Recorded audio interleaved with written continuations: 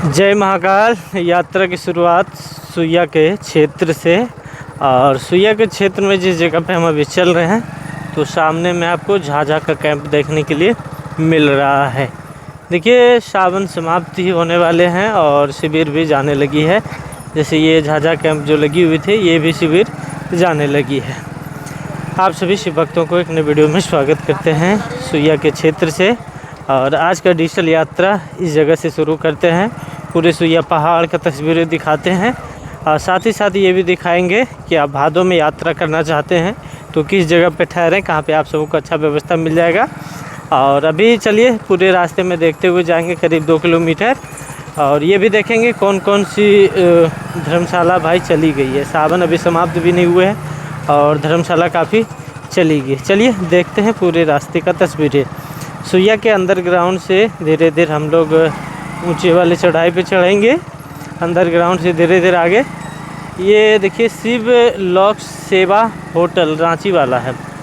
ये होटल है, बगल में निःशुल्क शिविर है, रांची निःशुल्क सेवा शिविर। देखिए ये भी शिविर चली गई है। छोटे छोटे बच्चे सामान ढूंढ रहे हैं, जो भी सामान छोड़ के चले जाते छोटे छोटे बच्चे सामान ढूंढ रहे हैं। इधर देखेंगे दुकानें वगैरह लगी हुई है। एक यहाँ पे भी शिविर लगी हुई है।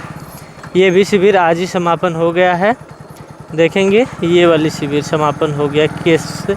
केसरवानी शिविर है, ये वाली समापन हो गई है। ये वाली भी शिविर, मतलब अब रास्ते में आपको शिविर नहीं मिलेगा भाई। अब जो भी मिलेगा वो धर्मशाला मिलेगा, जो परमानेंट धर्मशाला है।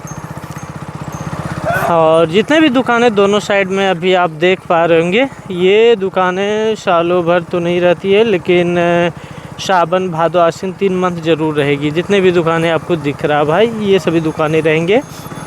इसमें से भी 1-2 दुकानें जाएंगे, लेकिन दुकानें रहती है। और 1-2 दुकानें हैं जो सालों भर रहती है।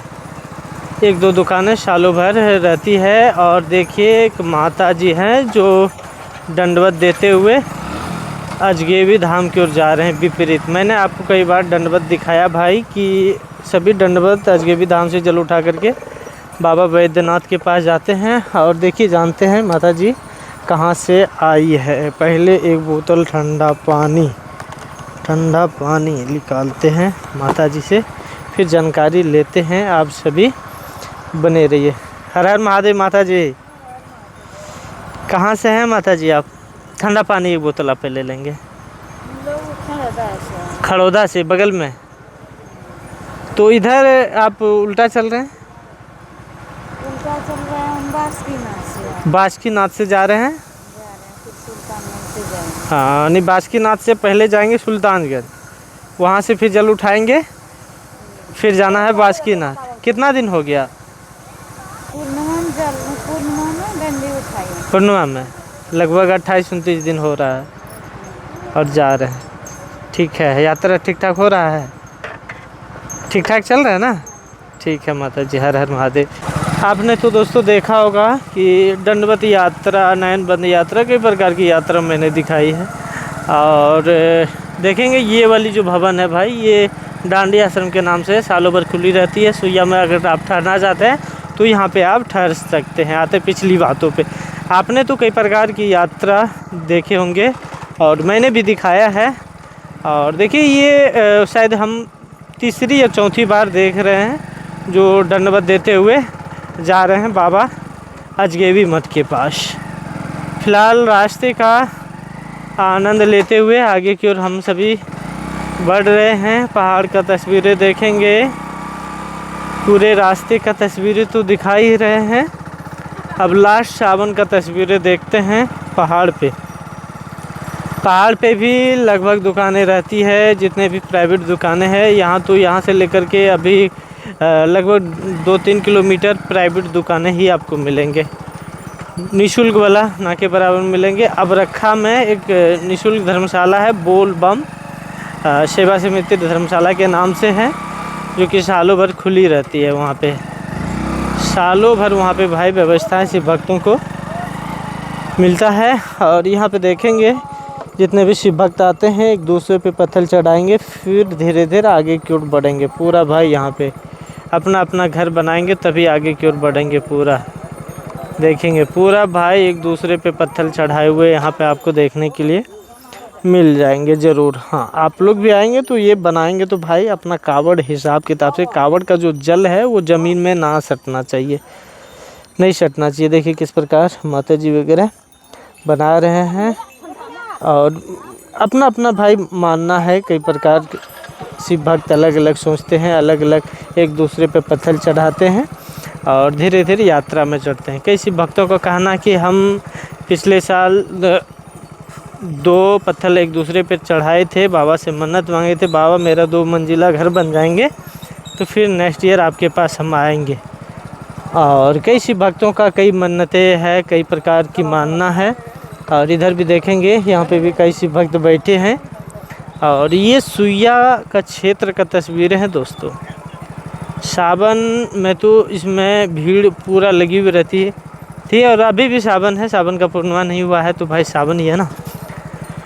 और लास्ट सावन में ये एक नज़ारे हैं सुइया का क्षेत्र का, हर एक जगह जगह पे एक दूसरे पे पत्थर चढ़ाया हुआ आपको देखने के लिए मिल जाएंगे। जहाँ पे भी रास्ते में एक दूसरे पे पत्थर चढ़ाया हुआ देखने के लिए मिलने लगे अधिक संख्या में, तो आप समझ जाएंगे कि सुइया के क्षेत्र में है। सुइया के क्षेत्र में ये सभी दुकानें रहते हैं। एक दुकानें यहाँ पे लगी हुई थी जो अभी देखने के लिए नहीं मिल रहा भाई, ये वाली दुकान है। फ़िलहाल इस जगह से अब धीरे धीरे आगे की ओर बढ़ ही रहे हैं। आगे में है ऊंचा वाला चढ़ाई, ऊंचा वाला चढ़ाई से करीब 2 किलोमीटर जाएंगे तो अबरखा पहुंचेंगे। अबरखा में आप सबों के लिए ठहरने के लिए निःशुल्क व्यवस्था काफ़ी अच्छा मिल जाएगा भाई। यहाँ पे भी दुकान में होटल में ठहर सकते हैं, होटल खुली रहती है। भादों तक रहेंगे, भादों तक, भादों के बाद शायद आश्विन में आपको नहीं मिलेंगे। इसमें भी 2-4 दुकानें हैं जो भाई चली जाती है। देखिए रास्ते का ये नज़ारे हैं, ये अपडेट हैं जो आपके पास पहुंच रहा है। सुइया का पहाड़ वाला तस्वीरें, यही है सुइया का पहाड़। देखेंगे सुइया पहाड़ का अद्भुत नज़ारे, अद्भुत तस्वीरें। सभी कांवड़िए आनंद लेते हुए बाबा के पास जा रहे हैं। और झरना कुछ इस प्रकार है और पूरे रास्ते में इसी प्रकार झरना आपको देखने के लिए मिलेंगे। देखिए होटल में किस प्रकार शिव भक्त बैठे हैं। और भादों में अधिक फलहाली बम चलते हैं, फलहाली जो फल का सेवन करते हैं भाई। और एक बाबा हैं जो फलाली बाबा के नाम से हैं, जो करीब 12 वर्ष से बताते हैं कि 12 साल से हम सिर्फ फलाली पे रहते हैं, अन्न नहीं खाते हैं, फलाली पे रहते हैं, चावल का दाना नहीं खाते, वो फल ही खाते हैं। और बाबा जी का कहना जिस दिन हम चावल वगैरह खाएंगे उस दिन से हम जीवित नहीं रह पाएंगे, ऐसा बाबा खुद बोले हैं। देखेंगे ये सभी होटल, ये हैं सुइया का पहाड़ के क्षेत्र में दुकानें। पहाड़ पे इस प्रकार की यात्राएं हो रही है। प्रशासन का लाइट वगैरह लगी हुई है। देखते हैं भादों में लाइट वगैरह का व्यवस्था रहता है या नहीं रहता है। अब आने वाला समय बताएगा लाइट वगैरह रहता है कि नहीं रहता है। ऐसे सरकार बोले 65 दिन का व्यवस्था है, आप सबों को मिलेगा कमरिया पथ पे। अब आने वाला समय में देखते हैं 65 दिन का मिलता है या सिर्फ सरकार हवाई बातें करते हैं। ये बिहार पुलिस का कैंप है, यहाँ पे प्रशासन लगाया गया है रास्ते में शिव भक्तों के सुरक्षा में, रात हो या दिन हो, और रात दिन भाई प्रशासन एक्टिव रहते हैं। देखिए बोल बम का नारा है, बाबा एक सहारा है, बाबा नगरिया दूर है, जाना भी तो ज़रूर है। देखिए माता बम, बहना बम, भाई बम, सभी बम चल रहे हैं आनंद लेते हुए बाबा के नगरिया में, बाबा के डगरिया में।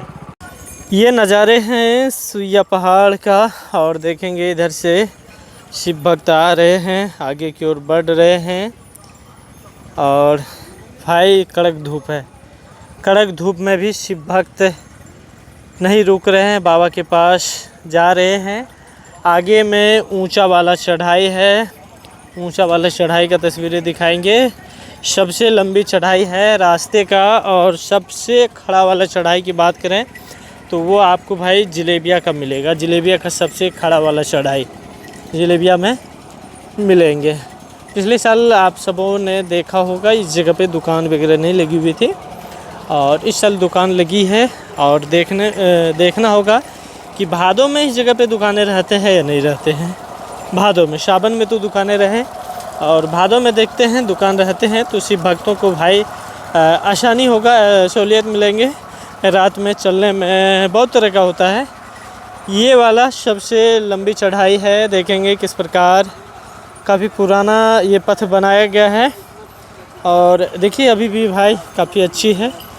प्रत्येक साल इस जगह पे रिपेयरिंग वगैरह किया जाता है, अच्छी तरीके से बनाया जाता है। और शिव भक्त आगे की ओर बढ़ रहे हैं सावन के लास्ट दिनों में, और फिर भादो मेला शुरू हो जाएंगे तो भादो का भी तस्वीरें आपको देखने के लिए मिलता रहेगा।